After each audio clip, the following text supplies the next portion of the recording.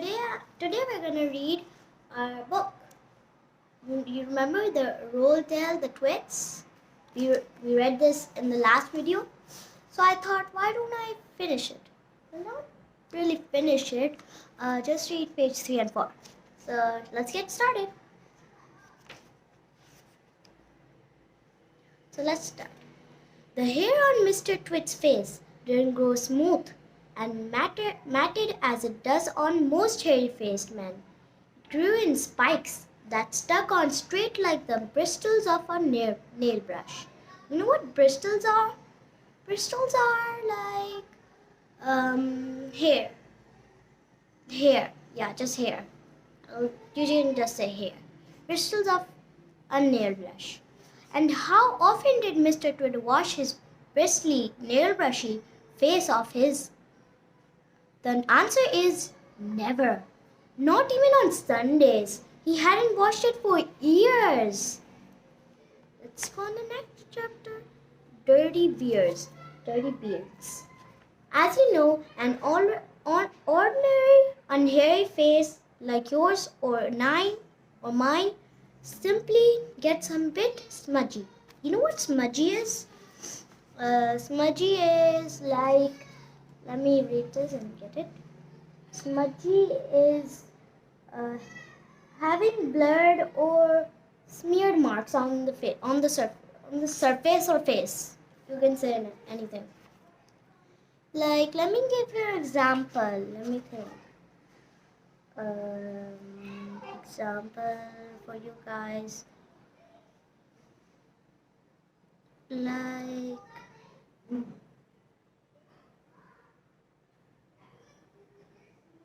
a smudgy potato. A smudgy photograph. A smudgy photograph, like a really bad, or you will get it. You know what I'm saying. If it is not washed often enough, and there's nothing so awful about that, but a hairy face is a very different matter. Things cling. You know what cling means? If you know what clings mean, write in the comments below. But I think what clings mean is to hold on to someone. Like, she hold on to Joe's arm tight. She clung Joe's arm while riding on the roller coaster. So like that, holding on to something. Cling to hairs, especially food. Things like gravy go right in among the hairs and stay there. You and I can wipe our smooth faces with a flannel. You know what a flannel is? A flannel is like, you know, the cloth things, the handkerchiefs. We wipe our faces with them when we sneeze or we have something on our face. You know what I'm talking about. A flannel. And we quickly look more or less all right again. But the hairy man cannot do that. We can also, if we are careful, eat our meals without spreading food all over our faces, but not so the hairy man. Watch carefully. Next time when you see a hairy man eating his lunch, and you will notice that. Let's go on the next page.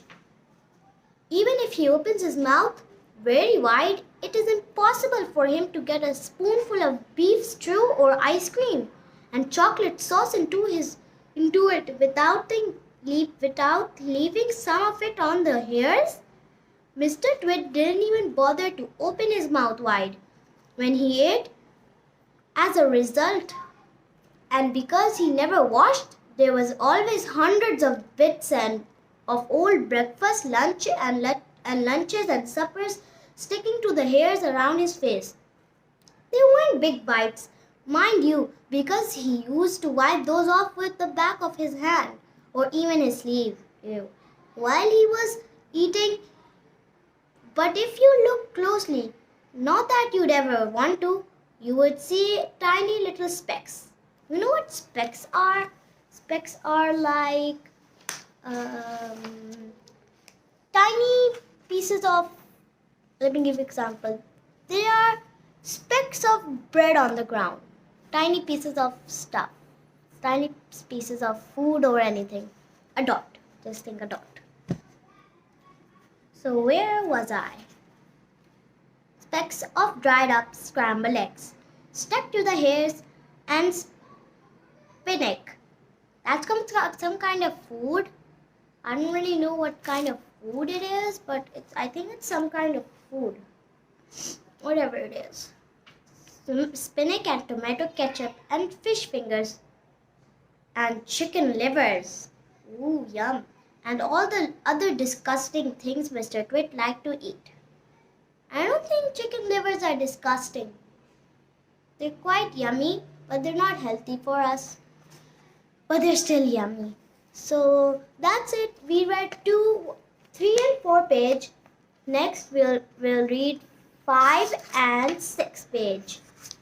Okay? We're gonna read Mrs. Twit next. Okay? So for now, bye-bye!